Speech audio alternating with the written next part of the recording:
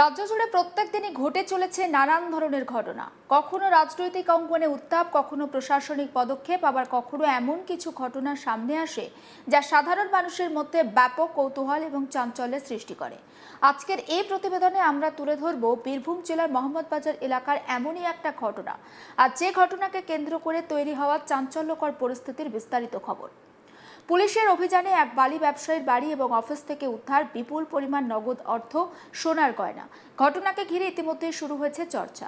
বীরভূম জেলার মোহাম্মদবাজার থানার অন্তর্গত রাজ্যধরপুর গ্রাম সাধারণভাবে শান্ত এবং এলাকা হঠাৎ করে অশান্ত হয়ে ওঠে পুলিশের একটি বড়সড় অভিযানের খবর ছড়িয়ে পড়ার পর। স্বাভাবিকভাবে চাঞ্চল্য ছড়ায়। স্থানীয় সূত্রে জানা যায়, সকাল থেকেই এলাকায় পুলিশের আসা যাওয়া শুরু হয়। কিছুক্ষণের মধ্যেই খবর ছড়িয়ে পড়ে যে এক বালি ব্যবসায়ীর বাড়ি আর সংলগ্ন অফিসে তল্লাশি চলছে। পুলিশ সূত্রে জানা গিয়েছে, গোপন সূত্রে তাদের কাছ থেকে একটি গুরুত্বপূর্ণ তথ্য তাদের কাছে এসে পৌঁছায়, আর সেই তথ্যের ভিত্তিতেই পরিকল্পনা করেই অভিযান। খবর ছিল ব্যবসায়ীর বাড়ি এবং অফিসে বিপুল পরিমাণ নগদ অর্থ মজুত রয়েছে। সেই তথ্যের সত্যতা যাচাই করতে পুলিশ অভিযান শুরু করে। অভিযান চালানো হয় বালি ব্যবসায়ীর সঙ্গে যুক্ত বা বালি ব্যবসার সঙ্গে যুক্ত বলে পরিচিত লবণ শেখ নামে এক ব্যক্তির বাড়ি এবং অফিসে। দীর্ঘদিন ধরেই তিনি এলাকার বালি ব্যবসার সঙ্গে যুক্ত। পুলিশের সন্দেহ, সেখানে এমন কিছু সামগ্রী বা অর্থ থাকতে পারে যার উৎস সম্পর্কে তদন্তের প্রয়োজন। সে কারণেই কোনো রকম ঝুঁকি না নিয়ে যথেষ্ট সতর্কতার সঙ্গে গোটা অভিযান পরিচালনা করা হয়। তল্লাশি চলাকালীন পুলিশ বাড়ির একাধিক ঘর, আলমারি, অফিস থেকে এবং বিভিন্ন সংরক্ষণ স্থল খতিয়ে দেখে। তদন্তকারীরা প্রত্যেকটি জায়গা অত্যন্ত সতর্কতার সঙ্গে পরীক্ষা করেন।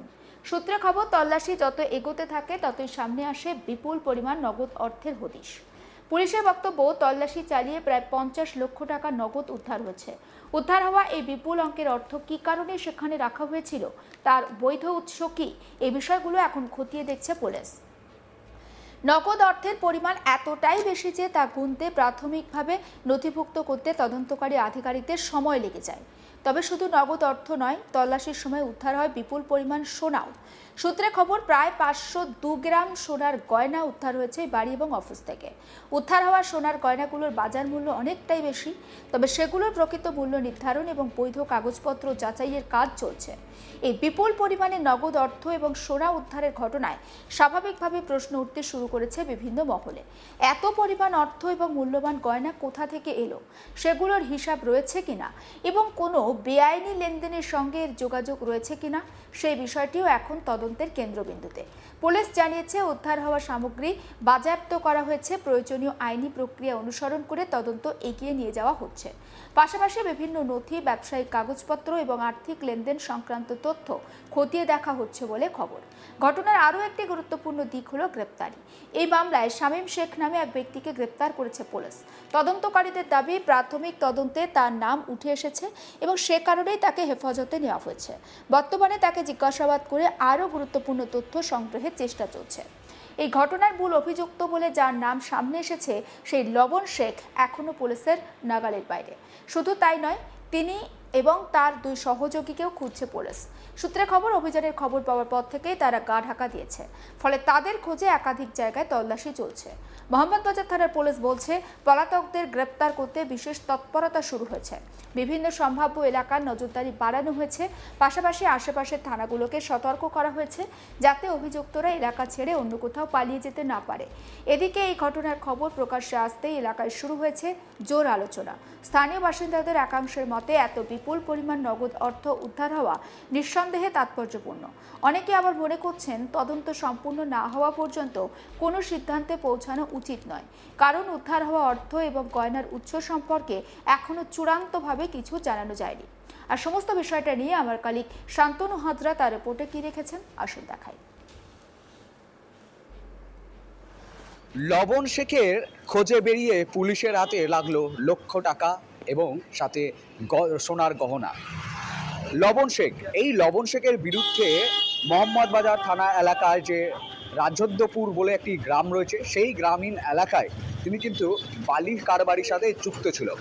আর এই বালি কারবারির সাথে যুক্ত থাকার কারণে তাকে কিন্তু পুলিশের কাছে একটি গোপন সূত্রে খবর ছিল যে এই লবণ শেখের কাছে থেকে উদ্ধার হতে পারে বহু এবং বিপুল পরিমাণের অর্থ। তো সেই অর্থের সন্ধানে এবং অভিযুক্ত লবণ শেখের সন্ধানে পুলিশ মোহাম্মদ বাজারে তার বালির অফিস এবং তার বাড়িতে যখন হানা দেয়, হানা দিয়েই একেবারে প্রায় আনুমানিক 50 লক্ষ টাকা নগদ ক্যাশ সাথে 502 ভরি সোনার অলংকার বাজেয়াপ্ত করে। এবং এই যে এত টাকা, বিপুল পরিমাণে টাকা তার বাড়িতে ছিল এবং এই গহনা দুটি মিলিয়ে যে আয়ের উৎস তা জানতেও পুলিশ কিন্তু তাকে ধরপাকড় চালাচ্ছে। এবং এই ঘটনায় তার বাড়িও অফিসে হানা দিয়ে শামীম শেখ, লবণ শেখের এক ঘনিষ্ঠ, তার সাথেই যে এর সঙ্গে যুক্ত বালি কারবারির সাথে, তাকে কিন্তু পুলিশ গ্রেপ্তার করেছে। পুলিশ এখন তদন্ত চালাচ্ছে লবণ শেখ কোথায় রয়েছে এই মুহূর্তে। তবে শামীম শেখকে গভীর রাতে যখন ধরপাকড় করে শামীম শেখ, তখন দেখা গিয়েছে যে সাংবাদিকরা তার এই ঘটনার ছবি সংগ্রহ করছিলেন, ভিডিও জার্নালিস্টকে, তিনি কিন্তু পুলিশের সাথেই চলছিলেন এবং তিনি কিন্তু ক্যামেরা ঘুরিয়ে সাংবাদিকদের কিন্তু ভিডিও করতে রাখলেন। তবে এই যে ঘটনা, এই মুহূর্তে এখনো পর্যন্ত পুলিশ তাকে ধরপাকড় করছে, অথচ সাংবাদিকদের কাজে বাধা দেওয়ার চেষ্টা একেবারে দেখা যাচ্ছে যে গণতন্ত্র, সেই গণতন্ত্রে কিন্তু খর্ব করার একটা চেষ্টা এই মুহূর্তে তার কাছ থেকে কিন্তু উঠে এসছে।